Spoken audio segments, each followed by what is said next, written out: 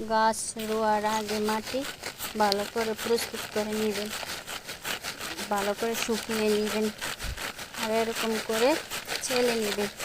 কারণ গাছের শিকড় থাকে, তারপরে ইটের কণা থাকে বা পলিথিন থাকে, তাহলে গাছের গ্রোথটা ভালো হয় না। সবসময় গাছ রোয়ার আগে এরকম করে ভালো করে মাটিটা চেলে নেবেন। গাছ লাগানোর সময় কখনো কাঁচা গোবর ব্যবহার করবেন না। 1 বছরের পুরাতন গোবর সার নিয়ে ভালো করে শুকিয়ে এভাবে আমার মতো করে চেলে তারপরে মাটির সাথে মিক্স করে গাছ রোবেন।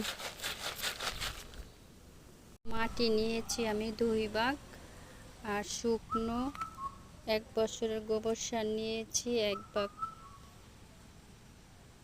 ভালো করে মিক্স করে তারপর গাছ লাগাবো। মাটির সাথে আমি কিছু পরিমাণ বালি মিশিয়ে নিব, কারণ নয়নতারা ফুল গাছ অতিরিক্ত পানি পছন্দ করে না।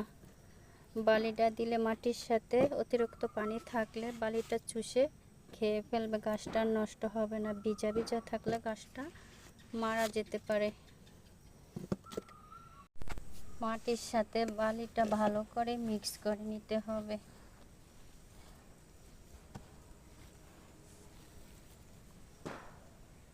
আমি ছিদ্রের উপর একটা ইট ভাঙা দিয়ে দিব, যে পানি চলাচলটা ভালো হয়, যে পানি জমাট বেঁধে না থাকে। জমাট বেঁধে থাকলে তাহলে গাছটা শিকড় পচে নষ্ট হয়ে যেতে পারে। কিছুটা পরিমাণ আমি সবজির খোসা দিয়ে দেব, পচে সারও হবে, মাটির পরিমাণটাও কম হবে। এখন আমি মাটি দিয়ে ভরাট করে দিব।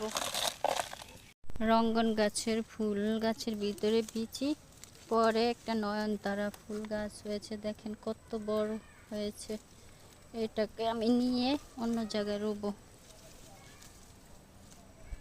ফুলও আসছে। এখন আমি টবের ভিতর গাছটা বসিয়ে দেব সুন্দর করে।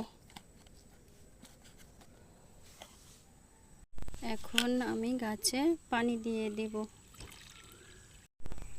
আমি এই নয়নতারা ফুল গাছটা থেকে ফুল এখন নিব না, গাছটা যখন বড় হবে তখন আমি ফুল নিব।